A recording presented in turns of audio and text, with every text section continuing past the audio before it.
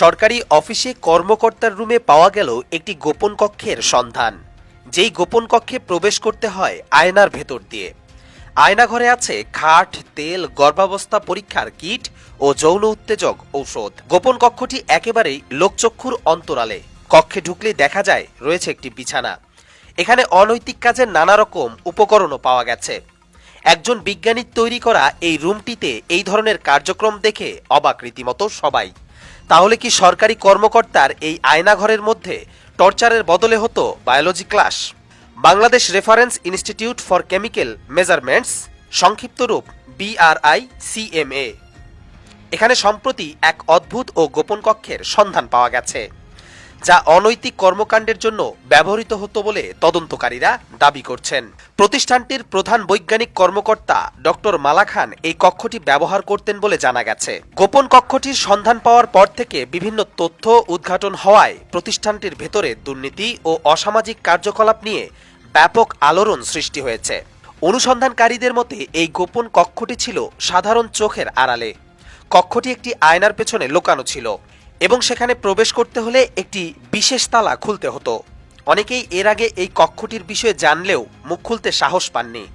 তবে সাম্প্রতিক অনুসন্ধান ও বিভিন্ন উৎস থেকে প্রাপ্ত তথ্যের ভিত্তিতে কক্ষটির ভেতরে প্রবেশ করে তদন্তকারীরা কিছু চাঞ্চল্যকর সামগ্রী উদ্ধার করেছেন। কক্ষটির ভেতরে গর্ভাবস্থা পরীক্ষার কিট, কাটা চুল ও অন্যান্য ব্যক্তিগত জিনিসপত্র পাওয়া গেছে। এগুলি কক্ষটিতে কিভাবে ও কেন ব্যবহার করা হতো তা নিয়ে তদন্ত চলছে। তবে প্রাথমিক ধারণা করা হচ্ছে এই গোপন কক্ষে ডক্টর মালা খান এবং তার সহকর্মীরা বিভিন্ন অনৈতিক কার্যকলাপ করতেন।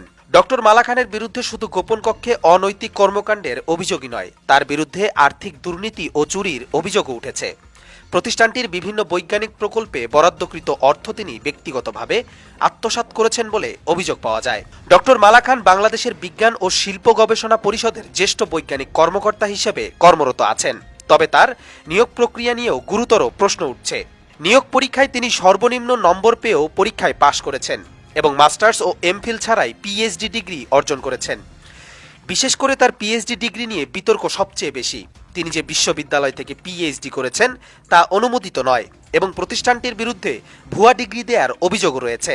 আরও গুরুত্বপূর্ণ বিষয় হল ডক্টর মালা খানের PhD তত্ত্বাবধায়ক ছিলেন তার স্বামী KM মোস্তফা আনোয়ার, যা নিয়ে ব্যাপক সমালোচনা হচ্ছে। BRICM এর প্রায় 100 বৈজ্ঞানিক কর্মকর্তা ও কর্মচারী এই ঘটনার সাথে জড়িত অভিযোগগুলো নিয়ে দীর্ঘদিন থেকে নীরব ছিলেন। তবে সাম্প্রতিক অনুসন্ধান ও অভিযোগ প্রকাশের পর অনেকে মুখ খুলতে শুরু করেছেন। তাদের মতে ডক্টর মালা খান দীর্ঘদিন ধরে বিজ্ঞান চর্চার আড়ালে অনৈতিক কর্মকাণ্ড চালিয়ে আসছিলেন।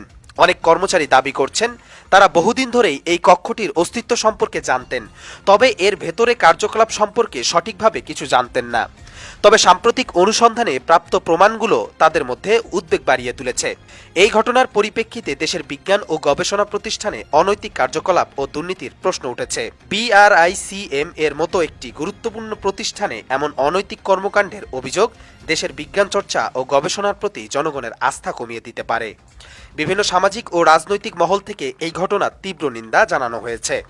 বিজ্ঞানীদের এমন আচরণ সমাজের প্রতি এক ধরনের অবজ্ঞার পরিচায়ক বলে মনে করছেন অনেকেই। তারা বলছেন এই ধরনের ঘটনা দেশের সুনাম ও ভাবমূর্তিতে নেতিবাচক প্রভাব ফেলতে পারে।